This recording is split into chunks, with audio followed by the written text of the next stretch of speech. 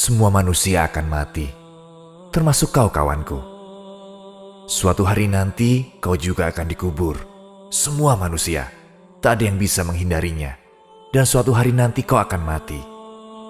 Sangat sulit untuk dibayangkan, bukan? Dan sulit pula untuk menerimanya. Sekarang, aku akan mengajakmu berkenalan dengan kematian.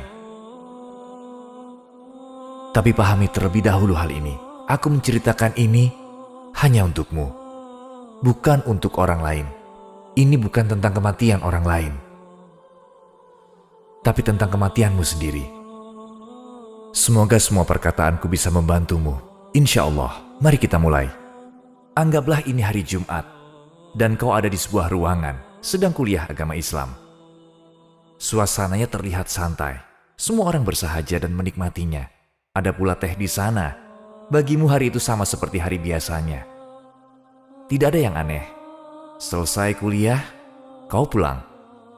Tiba-tiba batinmu berpikir tentang semua dosa-dosamu yang telah kau lakukan selama ini. Dan kau pun menyadari bahwa kau tidak pernah berdoa untuk meminta ampun. Kau sama sekali tidak menyesali perbuatanmu. Makanya kau belum bertobat. Kau abaikan pikiranmu itu, lalu pergi meninggalkan kampus. Kau menyeberang jalan menuju ke mobilmu untuk pulang ke rumah. Tapi tiba-tiba terjadi sesuatu. Kau mendengar suara bising. Suara klakson mobil tepat di telingamu. Kau terkejut kemudian terdiam. Dan terjadilah sesuatu. Sesuatu yang tidak pernah kau bayangkan terjadi. Peristiwa yang dialami oleh ribuan manusia tiap harinya. Dan kau melihatnya dalam sekejap. Akibat tabrakan itu, tubuhmu terlempar ke atas, pikiranmu berkecamuk. Tubuhmu terhempas ke jalan bagai boneka, lalu mental ke atas dan jatuh lagi, dan akhirnya terhempas. Dirimu tergeletak di jalan. Lalu kau sadar kalau ini bukan sebuah film. Ini benar-benar terjadi. Ini nyata. Waktu seperti terus berjalan. Di manakah teman-temanmu ketika kau membutuhkan pertolongan mereka? Suara sirine terdengar, nafasmu mulai sesak. Lalu tiba-tiba orang mengerumunimu. Dengan perlahan dan lemas, kau lihat sekitarmu. Kau tidak bisa bergerak. Darah di mana-mana. Mungkinkah itu darahmu? Kau bersimbah darah. Pikiranmu mulai berkecamuk. Apakah aku sudah mati? Beginikah rasanya? Aku kan masih muda. Kok bisa? Bagaimana mungkin aku mati? Yang mati itu biasanya orang tua, bukan aku. Apakah kamu tahu ada jutaan kuburan yang dipenuhi oleh anak muda seusiamu? Ada yang lahir di tahun 90-an, tahun 92, 2000, bahkan ada yang lebih muda lagi. Dan hari ini mungkin giliranmu. Kau terbaring di sana, berlumuran darah, dan suara ambulans semakin dekat. Orang-orang di sekitarmu mulai panik, saling teriak tidak karuan. Ramai dan berisik sekali, sangat kacau. Kau dengar apa yang mereka bicarakan? Ayo bangun, ayo sadarlah. Ya Allah, apa yang terjadi padaku? Apa yang sebenarnya terjadi? Dan di film yang mencekam ini, kaulah tokoh utamanya. Kau rasakan darah keluar dari tubuhmu, membasahi jalanan. Kau merasa dingin, mulai gemetar. Kau mulai merasa mati rasa.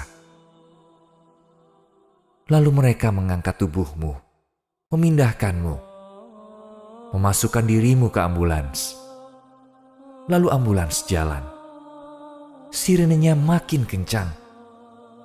Si pengemudi berteriak, "Minggir, minggir!" Ambulans melesat ke rumah sakit. Para medis berusaha menghentikan pendarahan. Mereka berjuang keras menolongmu. Tapi lukamu sangat parah. Akhirnya sampai juga di rumah sakit. Perawat langsung menanganimu. Sepertinya mereka akan mengoperasimu. Mereka ingin agar kau selamat. Mereka berusaha agar kau bisa tetap hidup. Tapi sepertinya ini memang sudah waktunya. Kau sadar kemungkinan selamat sangat kecil. Dan kau belum pernah merasakan setakut ini. Emosimu mulai berkecamuk, memenuhi semua pikiranmu. Suasana di sana juga mulai mencekam. Orang-orang di sekitarmu seperti merasakan apa yang kau rasakan. Apa yang kau rasakan? Coba katakan dengan satu kata, menyesal. Jantungmu berdegup keras. Kau tidak ingin mati. Kau berbisik lemah, beri aku kesempatan satu kali lagi. Perawat mulai panik. Kau cuma minta satu hal. Selamatkan aku. Bunyi bip mulai makin keras, mengacaukan pikiranmu. Apa yang terjadi? Apa sih artinya bunyi bip itu? Kenapa begitu? Dokter mulai pasrah. Ia telah berusaha menyelamatkanmu, tapi ia hanya berdiri diam dan menunduk. Mungkin juga menyesali. Wajahnya mencerminkan apa yang terjadi dengan lukamu yang masih terbuka. Ia berbalik dan pergi meninggalkan ruangan. Kenapa? Perawat juga pergi meninggalkan ruangan. Yang awalnya 6 orang, keluar lagi tinggal 5, keluar lagi tinggal 4, dan akhirnya tinggal dirimu seorang. Kau merasakan kehadiran seseorang. Dari jarak yang lumayan jauh, ada orang yang memperhatikanmu. Dari balik jendela, mereka mengizinkannya masuk. Siapakah dia? Siapakah yang memperhatikanmu? Mari kita flashback 15 menit sebelumnya. Di rumahmu, telepon berdering. Ibumu mengangkatnya, mendengarkan dengan seksama dan berkata, "Iya betul Pak, saya ibunya." Wajahnya mendadak sedih. Air matanya mulai bercucuran, dan ia menangis terseduh-seduh. "Anakku." "Iya betul, dia ibumu. Dialah yang menungguimu dengan penuh harapan." Ia menengadahkan tangannya sambil berdoa. "Ya Allah, ampuni anakku. Jangan kau ambil dia. Dia masih muda. Ia memang masih tersesat. Aku tahu itu. Ia belum menemukan jalanmu. Ia memang banyak melakukan kesalahan ya Allah. Tapi aku mohon jangan ambil dia sekarang. Saya memohon kepadamu. Jangan sekarang ya Allah." Dia memohon kepada Allah. Tapi dokter dan perawat sudah tidak ada. Mereka meninggalkanmu sendirian di ruang operasi yang super dingin itu. Apa ini saatnya? Saat rohmu meninggalkan jasadmu? Ya, betul. Inilah saatnya. Sekarang kau lihat dia. Malaikat pencabut nyawa. Malaikat Israel. Malaikat yang muncul sebagai teman jika kau dekat dengan Allah. Tapi kan kau tidak memilih jalan itu. Kau mulai mengingat masa lalumu. Mabuk-mabukan, klub malam. Ingat, kau tidak menjaga dirimu. Kau pergi ke tempat maksiat. Selalu ada aja alasanmu.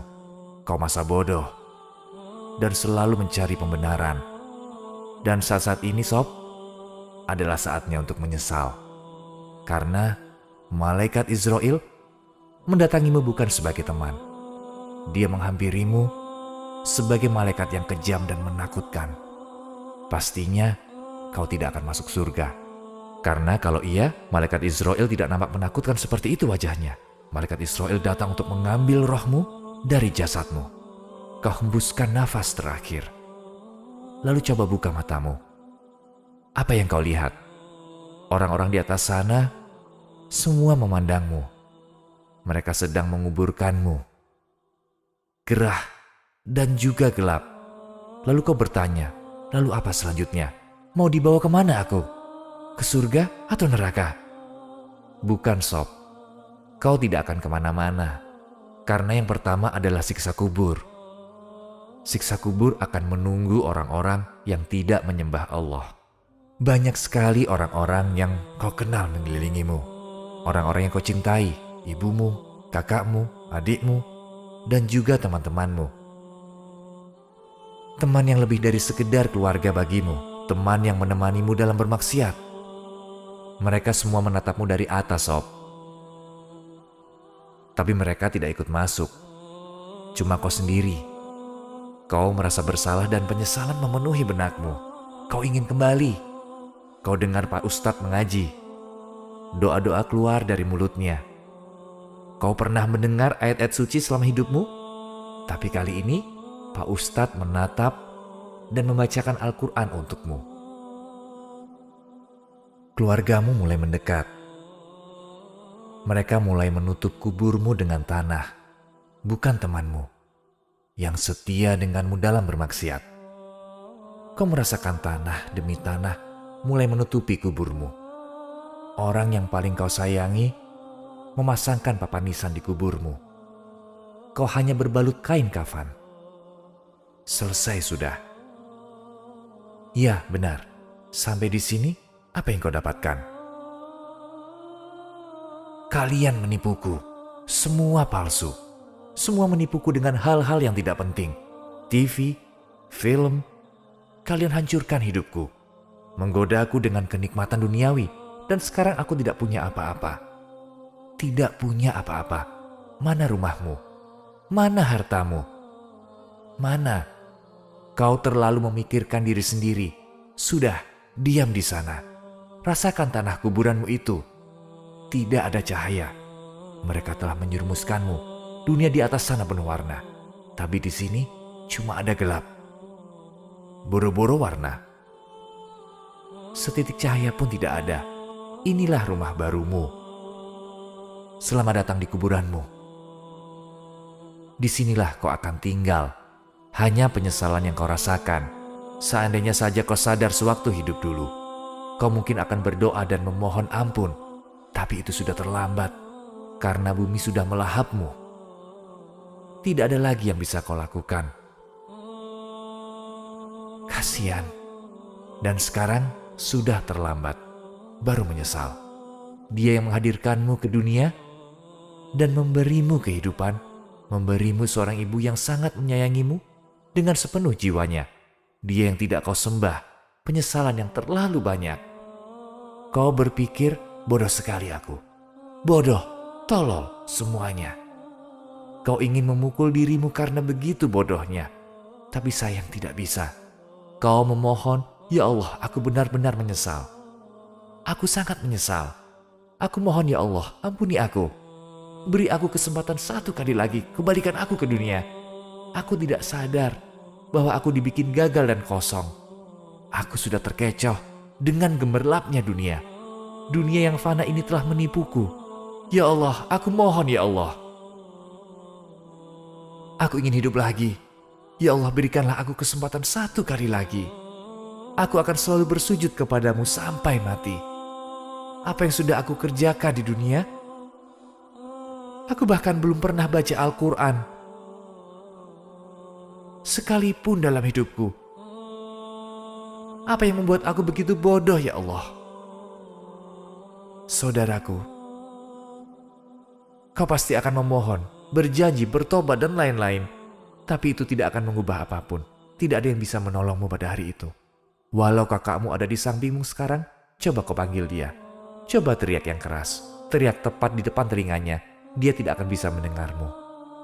Kakakku, tolong aku. Kenapa kakak meninggalkanku di sini? Tarik aku ke atas. Siapa lagi yang bisa menolongku? Ibumu? Ibu? Ibu kan katanya tidak bisa tidur kalau aku kenapa-kenapa. Ibu, ini aku lagi tersiksa, Bu. Ibu merasakan kan? Ibu lihat kan? Ibu dengar kan?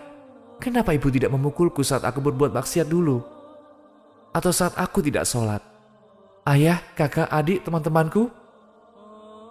Katanya kita akan selalu bersama dan tidak akan berpisah. Aku mohon salah satu dari kalian, turunkan tangan kalian ke sini. Tarik aku, Sob. Sekeras apapun kau berteriak, gak akan nolong, percuma. Hanya Dia yang bisa mendengar teriakanmu. Hanya Allah yang bisa mendengar suaramu. Apa kau tahu apa artinya? Tiada Tuhan selain Allah. Kemana semua yang kau bilang lebih hebat dari Allah? Mana pacarmu yang bilang tidak akan meninggalkanmu, yang paling kau cintai? Di mana dia sekarang? Di mana uang yang kau agung-agungkan itu? Kau gadaikan agamamu demi uang. Benar kan? Kau tidak pernah sholat, bosmu melarangmu sholat di jam kerja. Kau gadaikan agamamu demi uang dan lebih memilih gemerlapnya dunia. Di mana mereka? Tunjukkan, mana bosmu itu? Mana semua uangmu itu? Hanya Allah yang maha mendengar. Tiada Tuhan selain Allah. Tapi kau tidak dekat dengan Allah. Kau malah menjauhinya. Kau bahkan tidak pernah berdoa. Sobat, kau menangis sejadi-jadinya karena kuburmu makin hari makin gerah. Inilah rumah barumu. Dan disinilah kau akan disiksa sampai hari pengadilan tiba. Di setiap pagi dan setiap malam, neraka akan diperlihatkan kepadamu. Neraka akan menjadi rumah keduamu selamanya. Kau tidak bisa saja minta Allah berhenti menyiksamu di alam kubur dan memindahkanmu ke alam abadi. Karena yang menunggumu adalah neraka. Dan neraka itu lebih buruk daripada alam kubur. Tidak bisa seenaknya kau bilang, hentikan, kau akan tetap disiksa. Itu maumu kan? Iya kan? Sini kuberitahu seperti apa neraka itu. Neraka itu lebih buruk dari apapun. Kan aku pernah bilang sebelumnya. Apa itu yang kau inginkan, Sob? Sekali lagi, apa itu yang kau inginkan? Apa kau yakin ingin membuang waktumu untuk hal-hal yang tidak penting? Apa kau mau hidupmu di akhirat hancur? Rela menukar akhiratmu dengan dunia yang fana ini? Sudah banyak yang menjadi korban. Orang muslim yang jarang sholat 5 waktu, atau bahkan tidak pernah sholat sama sekali. Kenapa bisa begitu? Karena selalu ada saja alasannya. Benar kan? Aku tidak sempat sholat karena ini. Aku tidak sempat sholat karena itu. Semua alasan itu tidak akan menolongmu setelah di alam kubur nanti. Tidak akan ada suara yang bilang, hentikan, kembalikan dia ke dunia, ia orang baik. Tidak mungkin ada. Malah pada bertanya-tanya, memangnya dia siapa? Beraninya memerintah, aku di sini untuk menolongmu. Tidak lebih, tidak kurang. Aku tidak dapat apa-apa. Aku tidak dibayar. Aku lakukan ini semata-mata ingin menolongmu, saudaraku. Untuk menyelamatkanmu di akhirat nanti. Allah Maha Pengampun. Di hadis qudsi, Allah berfirman, sesungguhnya rahmatku lebih mengalahkan kemurkaanku. Di hadis qudsi lainnya ia berfirman, apabila ia mendekatiku 1 jengkal, aku akan mendekatinya 1 hasta. Apabila seorang hambaku mendekatiku dengan berjalan, maka aku akan mendekatinya dengan berlari. Jadi jelas kan? Allah selalu ingin mengampunimu. Jadi, mulailah mendekat. Ya, cukup 1 langkah saja. Bentangkan sajadahmu sekarang, lalu ucapkan Bismillahirrahmanirrahim. Ya Allah, aku akan bersujud kepadamu 5 kali sehari mulai hari ini. Ampunilah aku. Tidak ada yang berhak disembah kecuali Allah. Lalu jika kau masih punya 1000 alasan, walaupun setelah mendengarkanku, sadarilah, semua alasan itu adalah bisikan setan. Ya betul, bisikan setan. Tanpa sadar kau telah mengizinkan dia mengambil 15-20 tahun kehidupanmu. Sekarang sadarlah dan kuatkan iman Islammu. Nabi Muhammad SAW bersabda, kuburan itu taman dari taman-taman surga atau lubang dari lubang-lubang neraka. Semoga Allah menghadiahi kita taman surganya. Insya Allah. Semoga kita termasuk orang-orang yang berkata, biarlah kematian mengambil nyawaku. Aku sudah siap menghadap Tuhanku. Katakan, ya malaikat Israel, kemarilah. Biarkan dia datang sebagai teman. Mari kita rangkul malaikat kita ini. Katakan, bawalah aku. Bawalah aku ke Tuhanku. Aku ingin sekali bertemu dengannya. Bawa aku ke Tuhanku. Biarkan aku bertemu dengannya yang telah melindungiku. Mari bertemu dengan yang menjaga kita semua. Mari menghadap Sang Kholik. Biarkan kuburku menjadi taman surga. Semoga kita bisa bertemu kembali nanti. Untuk hidup selamanya di sana. Amin. Saudaraku, sungguh tidak perlu sama sekali menjadi sebatang kayu yang menjadi bahan bakar di neraka demi dosa yang tidak seberapa. Ya Allah, ya Tuhanku, yang Maha Pengasih lagi Maha Penyayang, hamba-Mu ini memang susah diatur. Lemah, lalai, bodoh, nakal, keras kepala, pendosa, tua, tempatnya salah, tempatnya berbohong. Tapi setelah berumur 40 tahun ia bertobat dan ingin kembali ke jalan-Mu. Ia memohon ampun-Mu.